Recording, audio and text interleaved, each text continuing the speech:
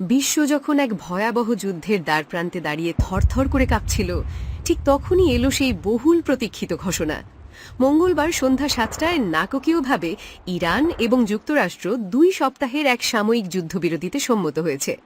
কিন্তু এই সমঝোতা কি আসলে শান্তির সুবাতাস বয়ে আনছে, নাকি এটি কেবল বড় কোনো ধ্বংসযজ্ঞের আগের এক মুহূর্তের নীরবতা?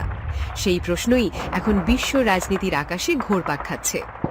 মার্কিন প্রেসিডেন্ট ডোনাল্ড ট্রাম্প অত্যন্ত ঘটা করে এই যুদ্ধবিরতির ঘোষণা দিলেও মুদ্রার উল্টো পিঠ বলছে অন্য কথা।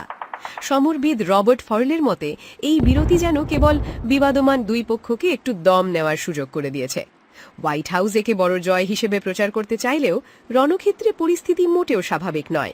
মার্কিন B-52 বোমারু বিমানগুলো এখনও উত্তর ডাকোটার ঘাঁটিতে ইঞ্জিনের গর্জন থামায়নি। এগুলো যেন যে কোনো মুহূর্তে আকাশপথে ঝাঁপিয়ে পড়ার অপেক্ষায় প্রহর গুনছে। সবচেয়ে বড় দুশ্চিন্তার বিষয় হয়ে দাঁড়িয়েছে কৌশলগতভাবে গুরুত্বপূর্ণ হরমুজ প্রণালী। যুদ্ধের শুরুতেই বিশ্ববাজারকে স্থবির করে দেওয়ার হুমকি দিয়ে এই জলপথের নিয়ন্ত্রণ নিয়েছিল ইরান। মার্কিন প্রশাসনের ধারণা ছিল ইরান হয়তো এই অবরোধ তুলে নেবে, কিন্তু বাস্তবে ঘটেছে তার উল্টো। ইরান সাফ জানিয়ে দিয়েছে এই সংকীর্ণ জলপথ দিয়ে জাহাজ চলাচল করতে হলে তাদের মোটা অঙ্কের কর দিতে হবে। অর্থাৎ যুদ্ধক্ষেত্রে রক্তক্ষয় থামলেও অর্থনীতির নাটাই এখনো ইরানের হাতেই রয়ে গেছে। পর্দার আড়ালে চলা এই কূটনীতির চালগুলো ছিল আরও ধোঁয়াশাপূর্ণ। জানা গেছে সরাসরি কোনো আলোচনায় না বসে পাকিস্তানের মধ্যস্থতায় পরোক্ষভাবে এই সমঝোতা পৌঁছেছে দেশ দুটি। এমনকি চীনের পক্ষ থেকেও ইরানের ওপর প্রচণ্ড চাপ সৃষ্টির খবর পাওয়া গেছে। কিন্তু আশ্চর্যের বিষয় হল এই গোটা প্রক্রিয়ায় যুক্তরাষ্ট্রের ঘনিষ্ঠ মিত্র ইসরায়েলকে রাখা হয়েছে পুরোপুরি অন্ধকারে। ফলে তেল আবিব এখন ক্ষোভে ভুগছে, যার প্রমাণ মিলছে লেবাননে তাদের অনবরত বোমা হামলার মধ্য দিয়ে। চুক্তির শর্তাবলী নিয়েও তৈরি হয়েছে বিপজ্জনক বিভ্রান্তি। তেহরান দাবি করছে যুক্তরাষ্ট্র তাদের 10 দফা দাবি মেনে নিয়ে অঞ্চল থেকে সেনা প্রত্যাহার ও যুদ্ধের ক্ষতিপূরণ দিতে রাজি হয়েছে। অন্যদিকে ট্রাম্প প্রশাসন দাবি করছে তারা নিজস্ব 15 দফা শর্তের ভিত্তিতে শান্তি আলোচনায় এগিয়ে নিচ্ছে। দুই দেশের দুই মেরুর দাবি দেখে মনে হচ্ছে কোনো পেশাদার কূটনীতিক নয়, বরং পারিবারিক বন্ধুদের দিয়ে চালানো এই আনাড়ি কূটনীতি বিশ্বকে এক অনিশ্চিত গন্তব্যের দিকে ঠেলে দিয়েছে। সামরিক বিশেষজ্ঞদের মতে এই যুদ্ধবিরতির ফলে ইরান কার্যত কিছুই হারায়নি।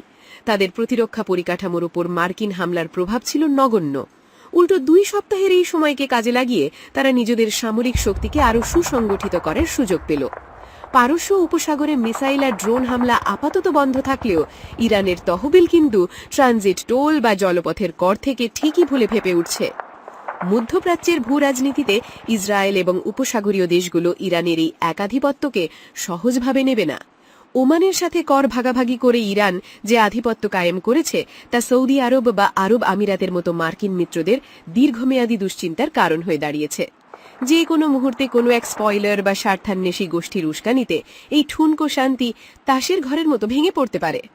রবার্ট ফয়েলে সতর্ক করে দিয়েছেন, যদি এই যুদ্ধবিরতির শর্তগুলো নিয়ে ধোঁয়াশা দূর না হয় তবে এটি যুদ্ধের সমাপ্তি নয়, বরং তৃতীয় ধাপের শুরু হিসেবে চিহ্নিত হবে। হোয়াইট হাউসের অগোছালো সিদ্ধান্ত আর তেহরানের চতুর চালের মাঝখানে এখন নতুন সমীকরণ। তেলের দাম এবং খাদ্যপণ্যের ঊর্ধ্বগতি বিশ্ববাসীকে মনে করিয়ে দিচ্ছে যে হরমুজ